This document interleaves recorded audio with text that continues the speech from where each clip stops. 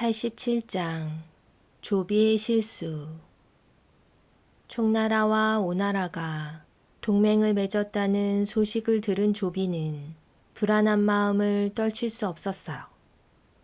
오로군의 전략까지 모두 실패로 끝이 나자 조비는 화가 난 표정으로 소리쳤어요.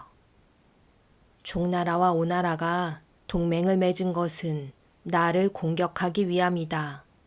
놈들이 쳐들어오기 전에 내가 먼저 그들을 칠 것이다. 조비는 신하들을 불러 모아 오나라를 공격하는 일에 대해 의논했어요. 이때 신비라는 신하 하나가 조비를 말렸어요. 우리 위나라는 넓은 땅에 비해 백성의 수가 많지 않습니다. 이런 와중에 다시 군사를 일으킨다면 위험할 것입니다. 논밭을 일구고 군사를 길러 10년쯤 뒤에 양식과 군사가 넉넉해진 후 그때 공격하는 것이 어떻겠습니까? 신비가 말을 마치자 조비는 화를 벌컥 내며 신비를 나무라기 시작했어요. 겁쟁이 같으니 총나라와 오나라가 동맹을 맺고 쳐들어오려고 하는데 10년을 어찌 기다린단 말이오. 나는 지금 당장 군사를 일으켜 오나라를 공격할 것이오. 이번에는 조비의 책략가 사마이가 나섰어요. 오나라에는 넓은 양자강이 가로놓여 있어 배가 아니면 건널 수 없습니다. 폐하께서 직접 오나라로 쳐들어가실 작정이라면 커다랗고 튼튼한 배를 여러 척 만들어 그것을 타고 강을 건너 오나라를 치는 것이 가장 현명한 방법일 것입니다. 사마이의 말에 조비가 고개를 끄덕이며 대꾸했어요. 옳은 말이오. 오늘부터 당장 내가 타고 갈 커다란 배를 비롯해 쌓을 수 있는 배를 여러 척 만드시오. 조비의 명령과 동시에 수많은 목수들이 동원되어 배를 만드니 배 한 척에 군사 2,000명이 탈 수 있는 어마어마한 크기였어요. 마침내 224년 8월 황제가 거느리고 갈 배 10척과 전선 3,000척이 완성되자 조비는 군사들을 싣고 기세등등하게 오나라를 향해 쳐들어갔어요. 이때 위나라의 군사들의 수는 자그마치 30만 명이었어요. 한편 오나라의 첩자는 밤낮 없이 말을 달려 송건의 앞에 엎드려 소식을 전했어요. 위왕 조비가 군사를 거느리고 우리 땅으로 쳐들어오고 있습니다. 수군과 육군을 합쳐 30만 명이 넘습니다. 첩자의 보고에 송건은 깜짝 놀라며 신하들을 불러 모아 대책을 의논했어요. 이때 고옹이라는 신하가 말했어요. 우리는 총나라와 동맹을 맺었으므로 그들은 우리를 도울 것입니다. 제갈공명에게 편지를 보내십시오. 위나라가 쳐들어오고 있으니 한중 땅으로 와 싸워달라고 말입니다. 그와 동시에 우리도 총사령관을 뽑아 그들을 막아야 합니다. 고옹의 말에 송건이 고개를 끄덕이며 말했어요. 조비를 물리칠 수 있는 사람은 육손밖에 더 있겠는가? 하지만 고옹은 얼굴을 찌푸리며 고개를 가로저었어요. 대왕의 말씀대로 조비를 상대할 수 있는 사람은 육손이 적합합니다. 하지만 조비는 지금 형주 땅을 지키고 있으니 함부로 움직일 수 없습니다. 송건은 답답했어요. 나도 그리 생각하지만 육손 외에는 마땅한 사람이 없지 않은가. 이때 장수 하나가 성큼 나서며 말했어요. 저에게 기회를 주신다면 군사를 거느리고 가 조비에 맞서 싸우겠습니다. 조비가 직접 양자강을 건너오면 그를 사로잡아 대왕께 바칠 것이며 그가 강을 건너오지 않더라도 본때를 보여주어 다시는 우리 땅을 넘보지 못하도록 하겠습니다. 모든 신하들이 소리나는 곳을 바라보니 그는 장수 서성이었어요. 송건은 크게 기뻐하며 고개를 끄덕였어요. 그대가 나서준다면 나에게 무슨 근심이 있겠소. 건방진 조비놈의 콧대를 꺾어주시오. 그렇게 총사령관이 된 서성은 모든 군사들에게 무기를 나누어 주며 명령을 내렸어요. 적들은 배를 타고 강을 건너올 것이다. 너희들은 강 근처 언덕을 지키는데 온 힘을 다해야 할 것이다. 서성의 명령에 부하장수 한 명이 볼멘 소리로 대꾸했어요. 송건 대왕께서 장군에게 총사령관을 맡긴 것은 한시바삐 위나라를 물리치고 조비를 사로잡기 위해서인데 강을 건너 적과 싸울 생각을 하지 않고 어찌 이곳에서 적을 기다리기만 할 작정입니까? 강을 건너 적을 먼저 공격하십시오. 조비의 군대가 들이닥친 후에는 후회해도 소용이 없습니다. 서성이 바라보니 그는 다름 아닌 송건의 조카인 손소였어요. 손소는 용기는 있었지만 나이가 어려 지혜와 경험이 부족해 항상 마음이 앞선 자였어요. 그 때문에 실수도 잦은 사람이었어요. 서성이 차분한 목소리로 타일렀어요. 위나라의 군사수가 많은 데다가 용맹한 장수가 앞장서 올 것이니 강을 건너 그들을 먼저 공격하는 것은 우리에게 불리하다. 나는 그들을 태운 배가 모두 북쪽 언덕에 모일 때까지 기다렸다가 그들을 공격할 것이다. 나에게 계책이 있으니 그리 알거라. 하지만 손소는 고집을 꺾지 않았어요. 나에게는 군사 3,000명이 있고 이곳 지리도 훤히 잘 알고 있습니다. 나는 군사를 거느리고 강 북쪽으로 건너가 조비를 단번에 무찌를 것이니 나를 보내주십시오. 만약 내가 이기지 못한다면 그대는 나의 목을 베어도 좋습니다. 손소의 당돌함에 서성은 고개를 흔들었어요. 내가 총사령관임을 명심하거라. 그대가 아무리 용맹한 장수이긴 하지만 개인적인 행동은 허락할 수 없다. 하지만 손소는 끈질기게 고집을 부렸고 서성은 거듭하여 그를 말렸지만 소용없었어요. 머리끝까지 화가 난 서성이 얼굴을 붉히며 소리쳤어요. 내 이놈, 참으로 무례하구나. 모든 장수가 너와 같다면 내가 어찌 군사들이 이끌겠느냐. 여봐라, 당장 이놈을 끌어내 목을 베어 모든 군사들에게 본보기로 삼아라. 서성의 명령과 동시에 도끼를 든 병사들이 손소를 끌고 가 죽이러 들었어요.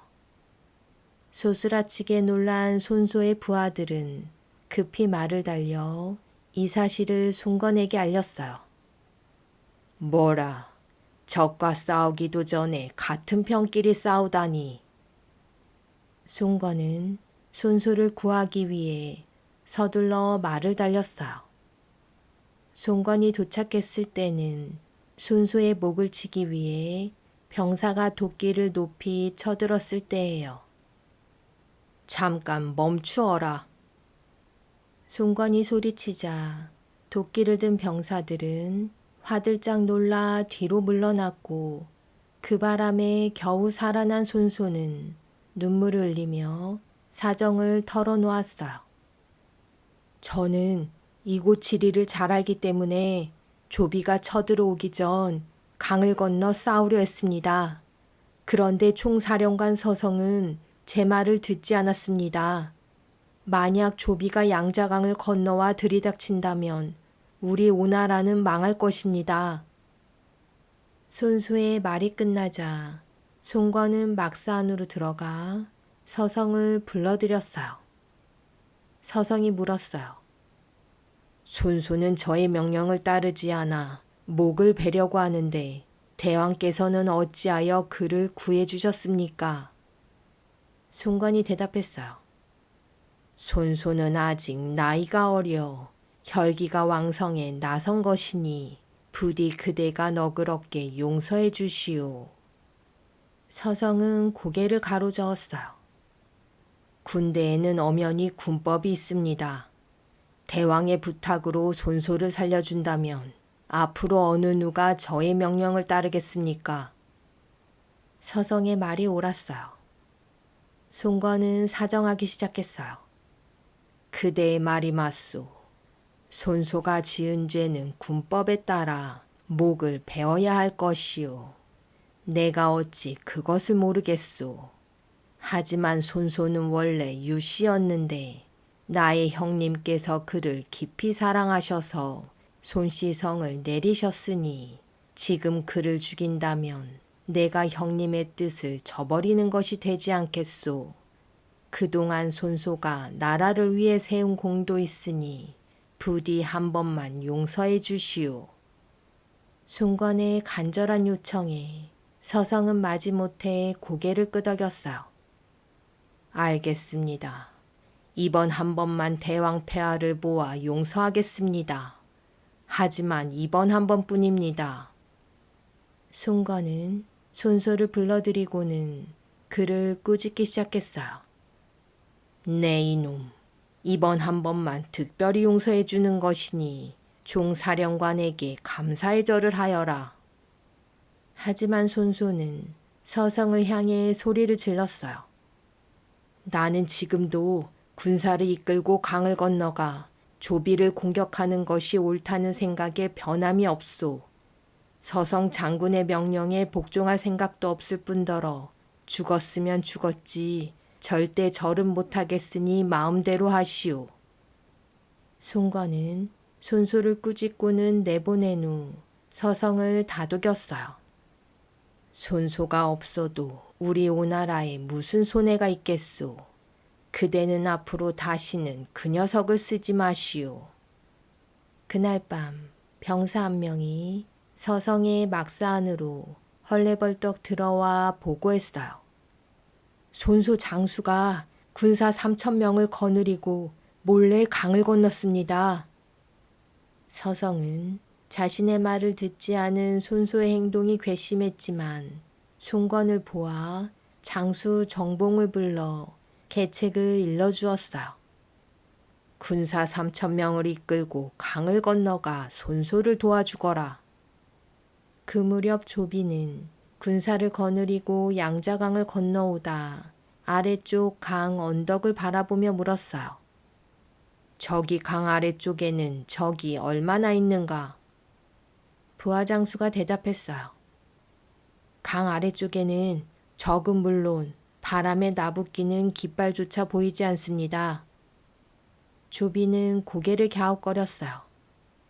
그럴 리가 없다. 적이 속임수를 쓰는 것이 분명하다. 내가 직접 가 살펴보고 오겠다. 조비는 그 즉시 여러 색깔이 어울려 아름답게 빛나는 깃발을 앞세우고 푸른 물길을 헤치며 강 아래쪽으로 내려갔어요. 그 모습이 어찌나 화려한지 보는 사람들은 그의 기세에 눌릴 정도였어요. 그런데 가까이 다가가 살펴보아도 오나라 군사는 단 한 명도 보이지 않았어요. 그거 참 이상하구나. 우리가 쳐들어온다는 걸 분명 알고 있을 텐데 어찌하여 적이 하나도 보이지 않는 것인가? 조비의 물음에 부하장수 하나가 대답했어요. 우리가 쳐들어온다는 걸 알고 적이 어찌 대비를 하지 않았겠습니까? 우리 군대의 규모를 보고 겁에 질려 감히 대적할 생각을 하지 못하고 있는 것 같습니다. 폐하께서 보신 대로 적이 속임수를 쓰는 것 같으니 우리는 서두르지 말고 5일 정도 이곳에 머물며 첩자를 보내 오나라의 움직임을 자세히 살펴본 후 적의 약점을 찔러 공격하는 것이 좋겠습니다. 조비가 밝은 표정으로 고개를 크게 끄덕였어요. 그대의 말이 내 생각과 같다. 여봐라, 모든 배를 강기 쓰게 되어라. 며칠 동안 이곳에서 머물 것이다. 그날 밤 흐린 날씨 때문에 달조차 보이지 않았어요. 조비가 거느린 위나라 군사들이 강기슭에 배를 대고 저마다 불을 밝히니 사방이 대낮처럼 환했어요. 하지만 강 아래쪽만은 칠흑같이 캄캄했어요. 의심이 많은 조비는 또다시 부하장수에게 물었어요. 적들은 왜 불을 밝히지 않는 것일까? 부하장수가 알랑거리며 대답했어요. 폐하께서 직접 군사를 거느리고 온 것을 알고 무서워 숨었기 때문일 것입니다. 부하장수의 대답에 조비는 즐거운 듯 소리내어 웃었어요. 하, 내가 무서워서 피했다고. 귀여운 것들.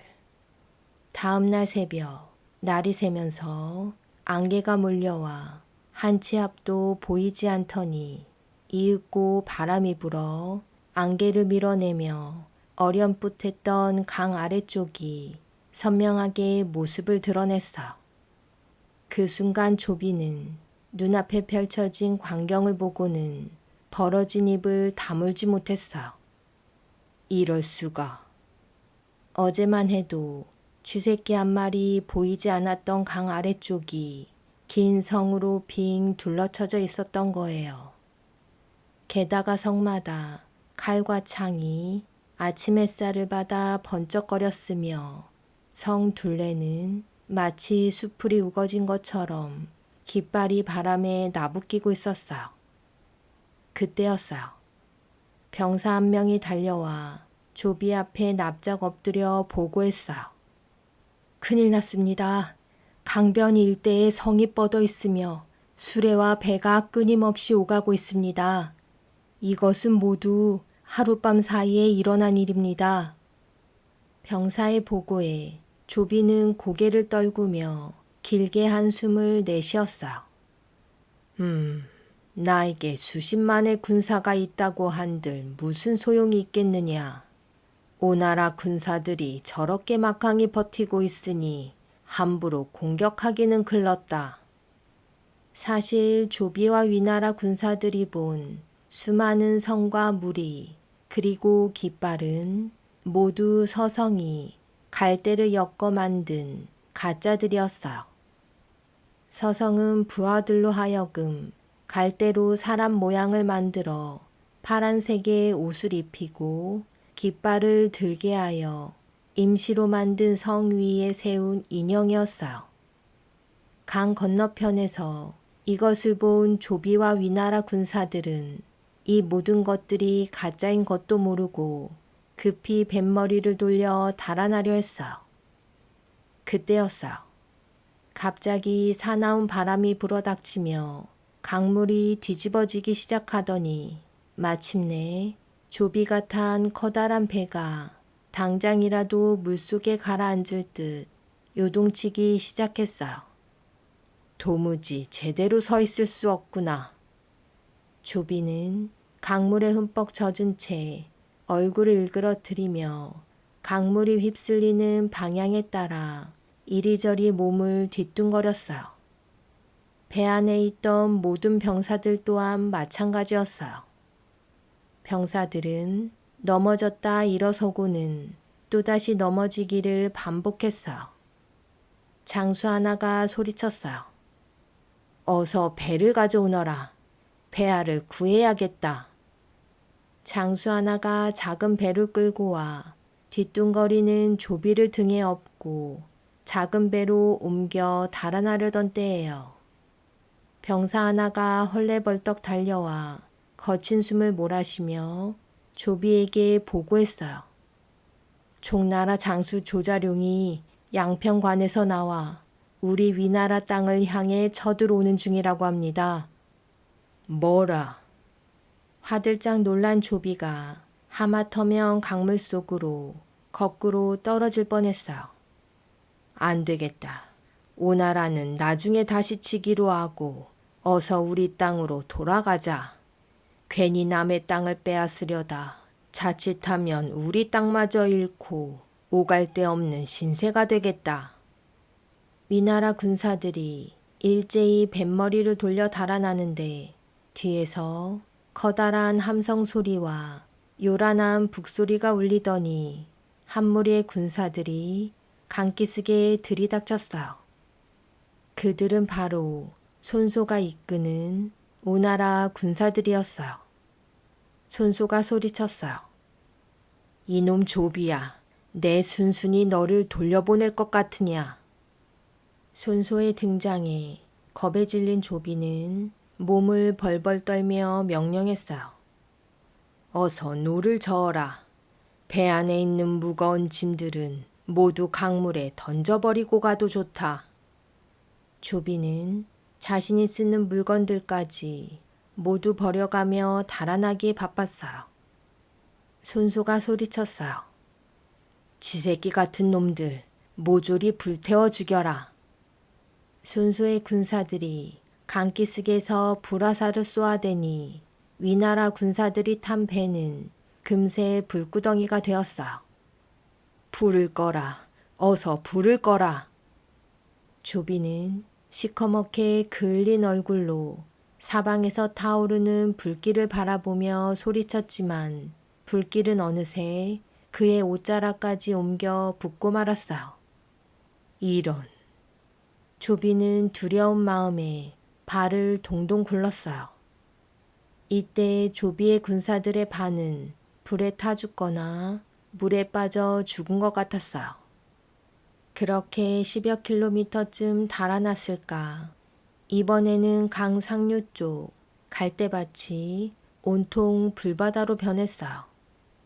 손소가 미리 갈대밭에 기름을 발라놓았기 때문에 불은 순식간에 숲을 뒤덮었고 불길은 세찬 바람을 타고 아래쪽으로 내려오면서 위나라 군사들이 탄 배를 당장이라도 집어삼킬 듯 날름거리기 시작했어요. 안 되겠다. 어서 작은 배를 내려라. 육지로 도망치는 수밖에 없다.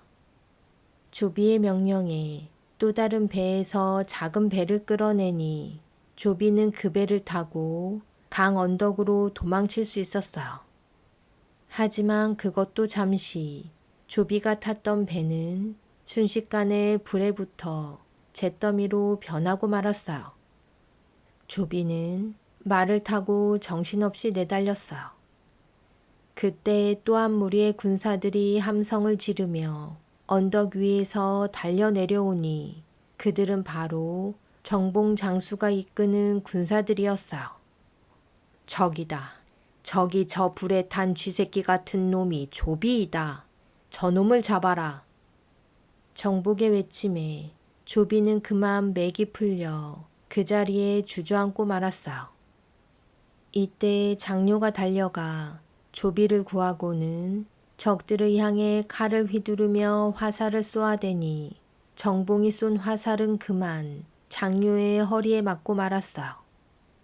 장료가 허우적대는 사이 서왕 장수가 헐레벌떡 달려와 장료와 조비를 구하고는 허둥지둥 도망쳤어요. 그렇게 싸움은 오나라 군사들의 승리로 끝이 났어요. 그들은 위나라가 버리고 간 재물과 말, 술에 실린 식량과 무기를 갖고 송건에게로 갔어요. 송건은 큰 공을 세운 서성에게 많은 상을 내렸으나 허리에 화살을 맞은 장료는 며칠 못 가 상처가 덧나는 바람에 죽고 말았어요.